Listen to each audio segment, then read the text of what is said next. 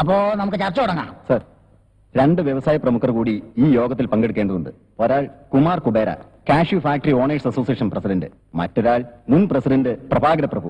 അവരെത്താതെ ചർച്ച തുടങ്ങാൻ പറ്റില്ല. അവരെത്തിയാലും എത്തിയില്ലേലും ഈ യോഗം നടന്നാലും നടന്നില്ലേലും 1 മണിക്കൂർ കഴിയുമ്പോൾ ഞാൻ ഇങ്ങ് പോവും. എനിക്ക് തലയോലപ്പറമ്പ് അവിടെ ഒരു തറക്കല്ലിടാനുണ്ട്.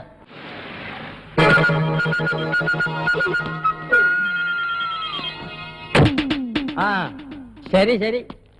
എന്താ മിസ്റ്റർ കുബേര ഇത്ര ലേറ്റ് ആയത്? സ്വപ്പം താമസിച്ചു, അതുകൊണ്ടാണ് ലേറ്റ് ആയത്. എങ്കിൽ ചർച്ച ആരംഭിക്കാം. പ്രഭാകര പ്രഭു കൂടി എത്തിക്കോട്ടെ. ആ കൂതറ തെണ്ടി വരണവരെ കാത്തിരിക്കാൻ എനിക്ക് വയ്യ. പ്രഭാകര പ്രഭു പണ്ട് ബസ് സ്റ്റാൻഡിൽ അണ്ടിപ്പരിപ്പേ എന്ന് പറഞ്ഞ് കശുവണ്ടി വിട്ടോണ്ടിരുന്ന സമയത്ത് അവന്റെ പേരിലൂടെ പ്രഭു എന്നില്ലായിരുന്നു, വെറും പ്രഭാകരൻ എന്നായിരുന്നു. വാ ശരി തന്നെടേ. ഞാൻ 10 പൈസക്ക് അണ്ടിപ്പരിപ്പുകൾ വിറ്റ് നടന്നിട്ടുണ്ടേ. അന്ന് എന്റെ കൂടെ നീ ഉണ്ടായിരുന്നല്ലേ കാച്ചിലിട്ട് വിൽക്കാൻ.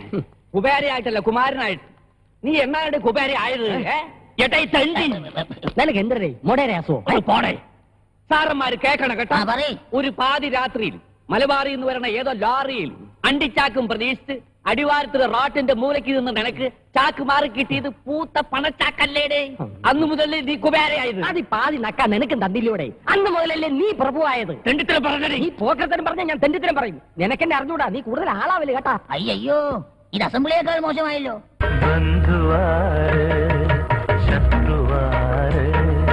ബന്ധനത്തിന്നോവറിയും കിളിമകളെ പറയൂ.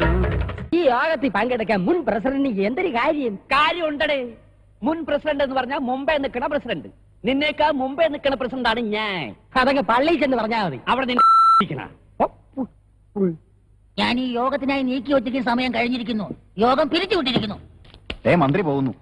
വോട്ട് നമുക്ക് ചർച്ചകൾ തുടരാൻ നിന്റെ മറ്റവൻ വരും. എനിക്ക് സമയമില്ല.